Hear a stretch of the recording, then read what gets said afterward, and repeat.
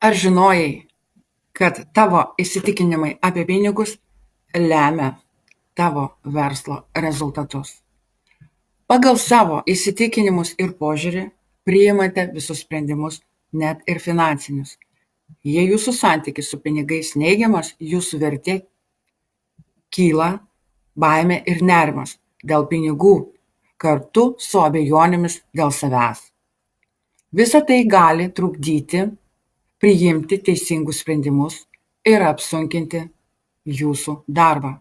Todėl, jei jums svarbu nelikti vienoje vietoje, o judėti link sėkmės savo versle, labai svarbu ugdyti teigiamą požiūrį į pinigus.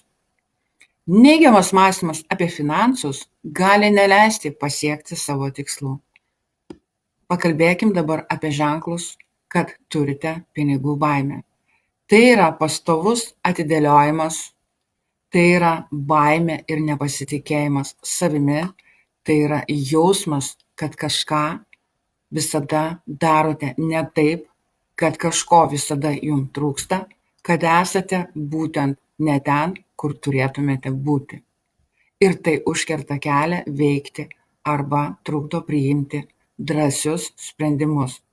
Tuo tarpu pozityvus požiūris į pinigus leidžia pamatyti naujas galimybes, suteikia lankstumo ir visada randa geriausią sprendimą kiekvienoje situacijoje.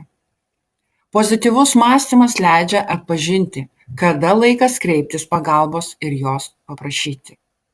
Tuomet ypač vertiname mentoriaus ar trenerio pagalbą ir palaikymą. Kokį požiūrį šiuo metu jūs turite į pinigus? Užduokite sau šios klausimus. Kaip vertinate pinigus?